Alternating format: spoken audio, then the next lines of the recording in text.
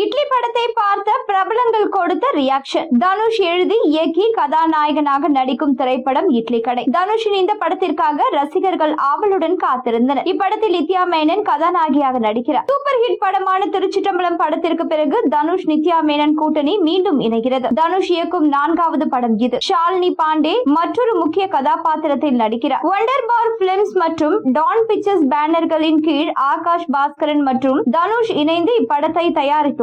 இந்த படத்தை ரெட் ஜெயின் நிறுவனம் தான் வெளியிடுகின்றனர். இட்லி கடை படத்தின் டிக்கெட் முன்பதிவு இவ்வளவு மந்தமாக இருப்பதற்கு கரூர் சம்பவமும் ஒரு காரணம் என சொல்லப்படுகிறது. சில தினங்களாக கரூர் சம்பவத்தை பற்றி தான் அனைவரின் கவனமும் உள்ளது. இதனால் இட்லி கடை படத்திற்கு டிக்கெட் முன்பதிவு எதிர்பார்த்தபடி நடக்கவில்லை என தனுஷ் ரசிகர்களை சமூக வலைதளங்களில் பேசி வருகின்றனர். இப்படத்தை உதயநிதி ஸ்டாலினின் மகன் இன்பன் உதயநிதி தான் தமிழ்நாடு முழுக்க ரிலீஸ் செய்கிறார். சிலர் படத்தின் ரிலீஸை தள்ளி வைக்கவும் கோரிக்கை வைத்து வருகின்றனர். தொடர் விடுமுறை வருவதால் படம் ரிலீஸ் தள்ளி போக வாய்ப்பில்லை. படத்தின் ரெஸ்பான்ஸை பொறுத்துதான் இப்படத்தின் ரிசல்ட்டும் இருக்கும் என கூறப்படுகிறது. சிறு வயதில் இருந்து தன்னுடைய ஊரில் வாழ்ந்த நபர்களை வைத்த கற்பனை கதையாக இட்லி கடை படத்தினை இயக்கியுள்ளதாக தனுஷ் தெரிவித்திருந்தார். ஃபேமிலி ஆடியன்ஸ் மத்தியில் இப்படம் நல்ல வரவேற்பினை பெறும் என எதிர்பார்க்கப்படுகிறது. ஆனால் படத்தை சில பிரபலங்களுக்கு தனுஷ் ஸ்பெஷலாக திரையிட்டுள்ளார். படத்தை பார்த்த அனைவருமே நல்ல ஃபீல் குட் படமாக இருப்பதாக கருத்து தெரிவித்து வருகின்றனர். சமீபத்தில் குடும்ப படமாக வெளியான குடும்பஸ்தன், டூரிஸ்ட் ஃபேமிலி போன்ற படங்கள் ரசிகர்களிடம் பெரும் வரவேற்பை பெற்று வசூலை வாரி குவித்தன. இதனால் இட்லி கடை படமும் பெரும் ஆதரவை பெற்று தனுஷ் பயணத்தில் முக்கிய படமாக அமையும் என கூறப்படுகிறது. தனுஷ் இயக்கிய படங்கள் திரையரங்குகளில் நல்ல வரவேற்பை பெற்றவை. பாப்பாண்டி,